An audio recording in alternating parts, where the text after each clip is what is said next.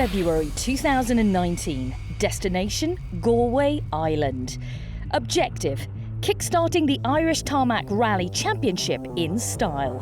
Target, to find the fastest, bravest drivers who live to rally.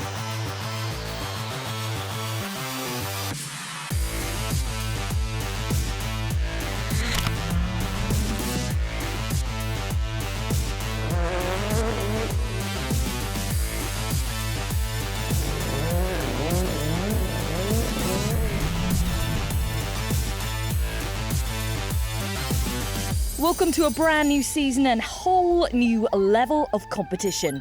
Tighten your belts for Irish rallying at its best. There are big changes afoot this year, with previous champions electing to swap WRC machinery for championship scoring R5 spec cars. Declan Boyle with a Fiesta, and Donegal's Manus Kelly also rings the changes, debuting his Hyundai R5 on the tricky stages that Galway has to offer. Add to that stellar entries from a host of speed freak drivers, and we have ourselves a seriously thrilling day of rallying ahead. The Corriboyle Galway International Rally is the curtain raiser on a highly anticipated championship year, which sees a quality and quantity entry, with 24 R5 cars starting from Ayr Square in the heart of Galway, where many fans get their first glimpse of the competing crews. The top seeds, WRC regulars Craig Breen and Paul Nagle, are proving quite the draw. Craig Breen and Paul Nagle rallying at home in Ireland. Must be good to be back. Absolutely awesome. I can remember myself anyway, this was one of my first big rallies exactly 10 years ago when a little ST, absolutely petrified, rolling up onto a start ramp, car 100 and odd, and to be back here now 10 years later, number one on the door. And I've been a whirlwind adventure up to this point, but I think we're just going to have a day's fun tomorrow. Lots of fun is on the cards, I'm sure, Paul. Yeah, it's always a special rally. It's a very difficult rally. The conditions are tricky here, and looking forward to it. It's been a big break for me, so I might be a bit rusty in the morning, but I won't be long knocking the cobwebs off myself. 2017 Irish Tarmac champion Sam Moffat returns to the fold and is eager to show how competitive he can be out on the stages. Really looking forward to the race, and when you've Craig here, WRC driver, and Alistair's back out, what more can you want? And it's just going to be a great race, and the best man's going to win. Completing the Moffat clan is Josh, our reigning Irish Tarmac champion, who is back to defend his crown. It's been a year since we've witnessed Alistair Fisher in competition. He and Gordon Noble are back in the hot seats and raring to go. Hopefully we're not too rusty, but we'll certainly give it a go. Stepping out of the world of sim racing, where he's claimed his own championship title, is Northern Ireland's John Armstrong in his dirt game-bagged Fiesta R5. So many times we've seen you behind the wheel of sim racing. You're the esports champion from last year. Now, of course, working very much for Dirt Rally, but it's very real here in Galway, Mr. Armstrong. Yeah, like you said, it's kind of surreal. I've been in sim racing and now I'm back in the real thing, and it's through sim racing that I've got an opportunity like this. So, yeah, it's sort of an unusual approach, but I'm very much looking forward to getting back behind the wheel of a real car and seeing what we can do tomorrow. I'm just going to touch you because we see you in the virtual world, but you're very real. Yeah, I'm the real deal. We'll find out how real through the course of the day. Welshman Marion Evans has delivered some strong performances with his Hyundai R5 so far, but how would he deal with the challenge of Galway? Another I-20 in the mix, this time in the hands of Manus Kelly. Eugene Dalton from sponsor Corriboyle is a huge motorsport fan and delighted to be part of the Galway experience. The entry has been phenomenal, way ahead of expectations. As you know, we didn't have the rally last year, so it's great to have it back again, albeit a little bit shortened. And there is huge demand from not alone just in Ireland, but we've the international competitors as well. So it's a great start to the Tarmac Championship, yeah. As the song says, low lie the fields of Athenry. And we are set for the championship to get underway. 9 stages lie ahead with 120 competitive kilometres for the crews to face. The interest in the event is huge, with the fields filled with spectators as far as the eye can see, creating a unique atmosphere.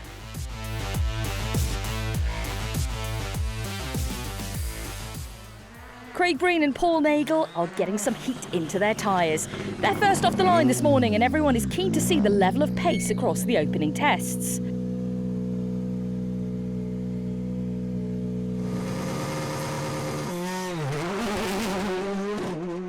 There was a slight delay, however, on the opener, and cold tyres didn't help Breen to the best of starts.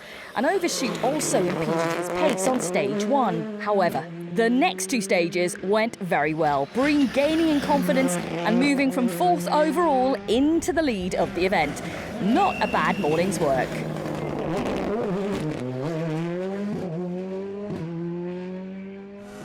Gary Jennings and Rory Kennedy headed into the lead after a strong stage 1, which suited their Subaru Impreza. They dropped to 3rd though after the technical 2nd stage, and an ongoing gearbox issue was a distraction for them. Square right in. In you go. Good man. 100. Okay. What was it? Caution. Turn here to the left. Don't cut. Gravel.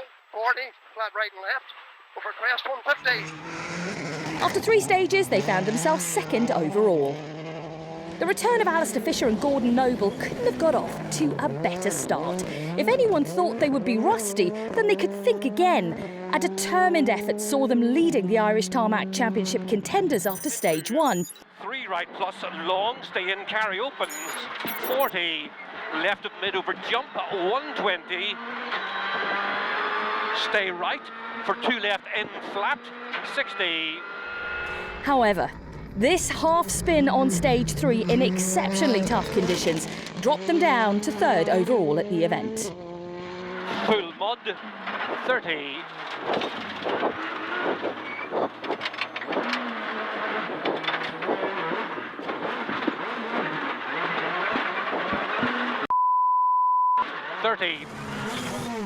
Josh Moffat and Keith Moriarty were next to deal with the inconsistencies of the first 3 stages. Wet tar, drying tar, full mud. Not an easy Sunday drive at all. Josh, we talked about it being tricky out there this morning. Some battle going on right now. Yeah, it's great to see it, so it is. But yeah, I think anybody's doing well just to stay on the road out there. Staying on the road was sadly an issue for Sam Moffat. On the opening test, Sam got caught out and plunged his Fiesta R5 into the greenery. Both crew were unhurt, but their rally day was over.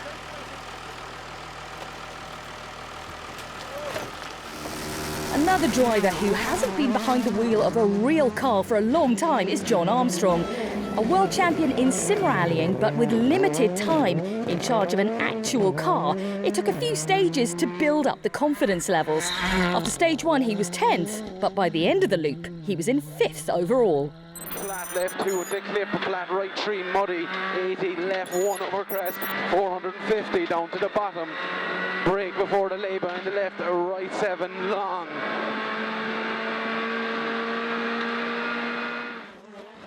Setting a cracking opening stage time with Daniel Cronin and JJ Kremin, just a handful of seconds behind the pace of flying Fisher. The Skoda Fabia R5 of Desi Henry looked pristine clean through the opening stage, but conditions were getting far more challenging, with plenty of mud being pulled out from the cuts. Stage looking a little like a gravel rally in sections. Liam Moynihan is on the notes here. Big watch up here now, big watch. Small crest and big watch, 4 8 minus, time to 3 over ice. We need to come back, this is bad. 4 minus, time to 3. 3, wait for it here. 8, 2 left over shiny and 2 right.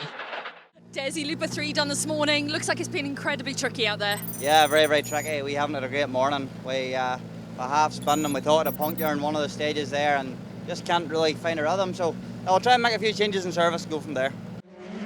Johnny Greer and Kirsty Riddick were back in 12th after the opener, but climbed 8th by the end of the loop in their Fiesta R5.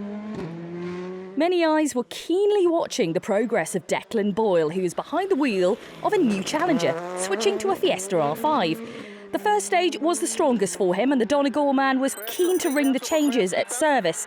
Adapting to new machinery would take a little bit of time, but with the pedigree of Boyle, it wouldn't take long. And a 5 left sloppy, keep on over crest. Going out 200 over bumps. At the end, 2 left over crest. Cut grass. absolute, straight through, 1 right, straight through, up to the 3 right, cut the speed on the 3 right for wipeout, 5 left, you know. Full morning done now, Declan. Yes. How can you say you found it? And are you happy with the car? Are you happy with what you're doing with it? I'm definitely improving from the first stage. We're carrying a bit more speed here and there and getting the gearing right. Still a good bit to go, but it's the first day out in it, so I'm happy. Great to get around the first 3. Another switch to R5 spec was from Manus Kelly. The Hyundai i20 not too difficult to spot with its bright green livery. A stall on the start line for the first stage though. Getting to grips with the car was the objective this weekend. Tough conditions to do that on here in Galway.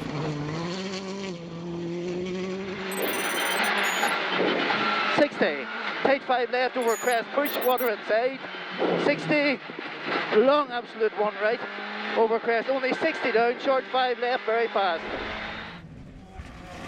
Dealing with the conditions well were Cahan McCourt and Barry McNulty, who were in 10th position after 3 stages. 4 left, we keep on the 4 left to 100. 5 left, keep on this line in the long past 4 right, and there's a line through the long past 4 right, must keep. 40, long flat 5 left, keep it, nips to the exit, okay. Nips on it, 100, slowing. Back behind the wheel again for 2019 is Stephen Wright. His trusty Fiesta sitting just outside the top 10 after the morning's loop. Marion Evans and Jonathan Jackson were left wanting more out of their morning's action. After a good opening stage which left them 7th, they dropped back to 12th by the end of the loop. Just behind Marion was Stephen McCann and Denver Rafferty. It's fair to say that the opening loop for Philip Allen and Stephen McCauley was lively. I think it's best to let Philip describe what happened in his own inimitable style. You like the hedges and you like the speed. It didn't go too well. They don't. It didn't go too well on the opener. Tell us what happened. I don't know, it's just so slippy, and then there's a flat 2 left, flat 2 right, and then a slowing 3 left, but she just started to get away in the 3 left, and the 5 left was just, or the 5 right was there, then, sure, what do you do, like? So the whole thing was away, but sure, that's the story of my life. You've got quite a big thank you to a farmer, though, who got you out, yeah? Oh, he told me out of the deck, over the hedge, into the field, then out of the field, onto the road, and then out of the stage. Then with no brakes, so he stopped at T junction. The front of the car drove into the back of the tractor. No. So just one of them days. But yeah, good. Good luck for the rest of it. I ain't gonna need it. He's quite the character, isn't he?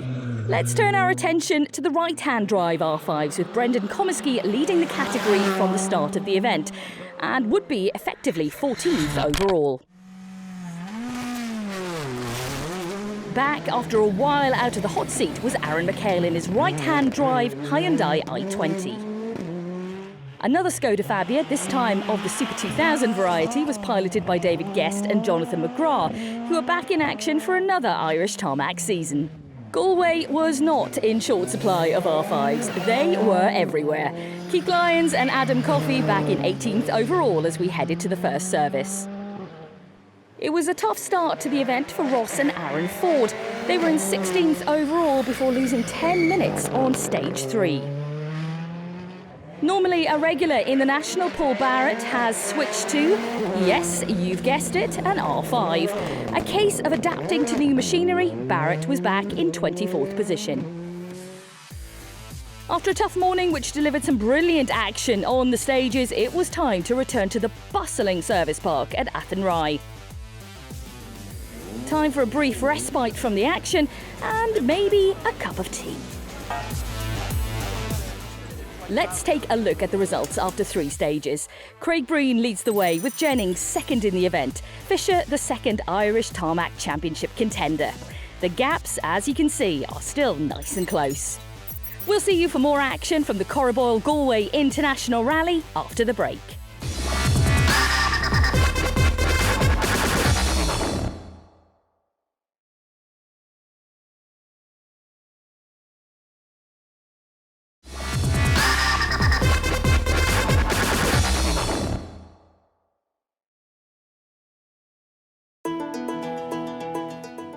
Welcome back to the Corriboyle Galway International Rally. 3 stages have been completed so far, and it's Craig Breen who's leading the way on this chilly opening day of the Irish Tarmac Rally Championship. We are ready to go with our second loop of stages. We've seen some sun and we've seen some showers. It's been a mixed bag, similar to the fortunes of some of our drivers. Out in front and enjoying their Galway experience with every passing kilometre were Craig Breen and Paul Nagle.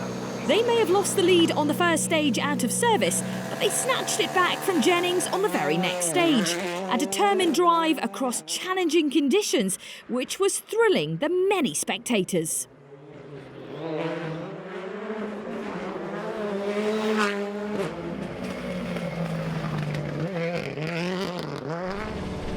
Jennings was keen to get the afternoon loop underway, and the battle with Craig was fierce. Gary and Rory showing some serious commitment. And stay right. And flat 3 left, Max Brave. 100. Middle over flat crest. 60, stay left, flat 2 right, Brave. Okay, 100. However, the battle would be short-lived, with Jennings getting caught out on stage 6. Rally over.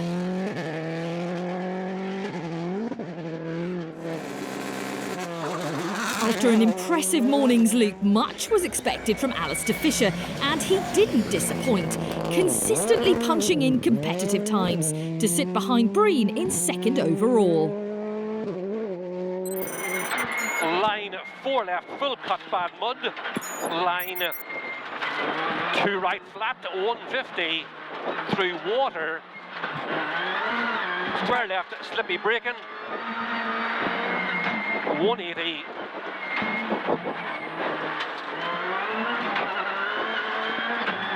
Slowing, slight left, 30. Josh Moffat kept up the momentum and went on to score the fastest stage time on the last test of the loop. Third overall and 14 seconds behind Fisher now, still keeping on the pressure with just 3 stages remaining. Never was there a more apt sponsor on a car for the conditions than John Armstrong's dirt game-backed Fiesta. Consistency of pace continued across the loop, with John and Noel now 4th overall, a huge improvement over the opening tests. Right 2 over crest, jump maybe, continues for 100, tightens to 3, flat over crest at the yellow house. This tightens to 3, into left 4, long, fast, clip, muddy, into middle over flat brow, 60, left 6, long, clip, muddy. In their fabulous Fabia, Desi Henry and Liam Moynihan. Losing a bit of ground to Armstrong, they trailed him by 15 seconds and were 5th overall. Flat 6 left over crest in, into flat 6 right 80, you're looking for a sign in. Slowing 6 right minus to the sign, 100 going down, late 3 left plus, slippy at the chevron. On an upward trajectory were Johnny Greer and Kirsty Riddick, gaining 2 places on the exceptionally tricky middle stage of the loop. A successful 3 stages though, which see them 6th overall in the standings. They'd managed to get ahead of Declan Boyle, who was continuing to discover more about his brand new charge on every stage that passed. He was still in touch with Greer though, just 2.2 seconds behind as we headed to the second service of the day. Line 3 right, big cut, absolute out of it, 80. Down to a jump, cut the speed for 5 left. Cut the speed for 5 left. And a 5 right out. Conditions had been described very differently by every driver. Tricky was a word that featured heavily across the day. Daniel Cronin certainly found it challenging out on the Galway stages. I don't think I've ever driven in mud that bad. So we're going to get intermediates put back on there now again and see can we clear the mud and maybe a few setup changes that soften or small bit. So. Another man who switched machinery this year is Ger O'Donovan.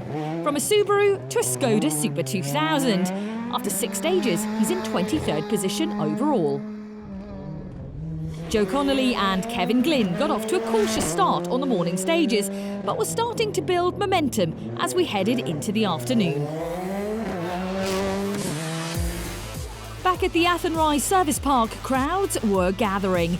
It seemed that everywhere you turned in Galway, you'd bump into a rally fan. Rally fever had certainly hit hard. Leaders Craig and Paul picking their way carefully through the fans to find their service area. Craig, we're an afternoon we're seeing of rallying out there. Are you enjoying it a little bit more than this morning now?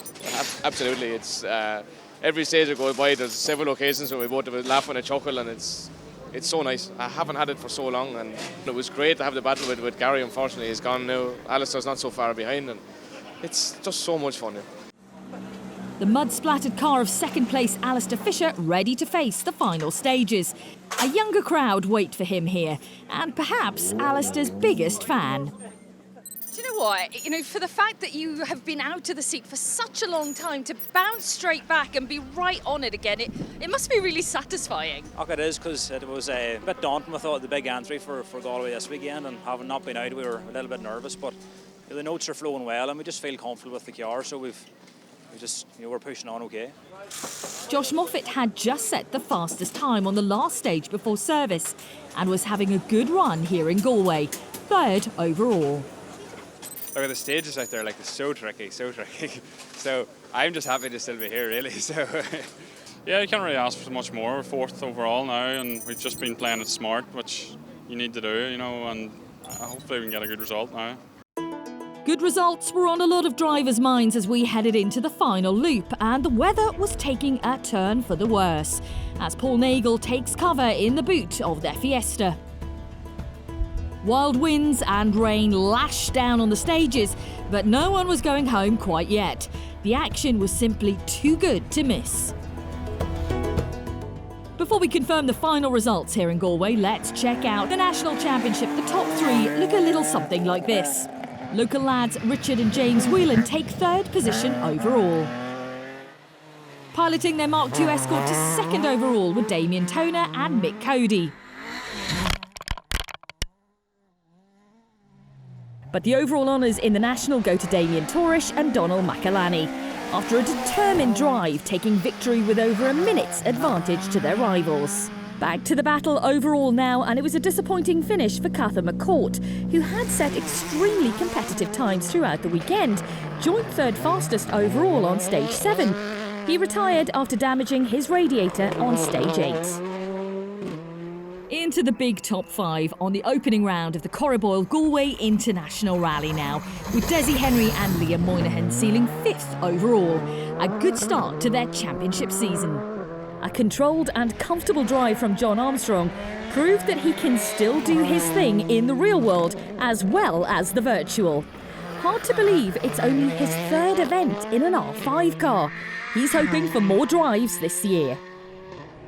Into our top 3 now, and reigning Irish Tarmac champions Josh Moffat and Keith Moriarty walk away with third overall after a clever drive in tough conditions. A brilliant return to the championship with an excellent return to form for Alistair Fisher and Gordon Noble.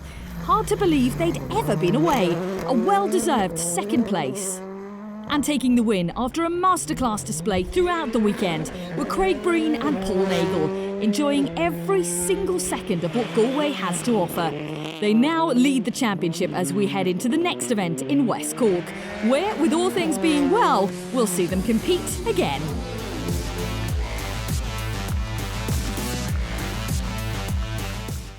Took a little bit of time to get settled into everything. I should probably get into it a little bit faster. It's my job, or was my job. But still, the level here is really, really high, and they can be proud that this championship is definitely one of the toughest championships in the world. The final results then for the Corriboyle Galway International Rally.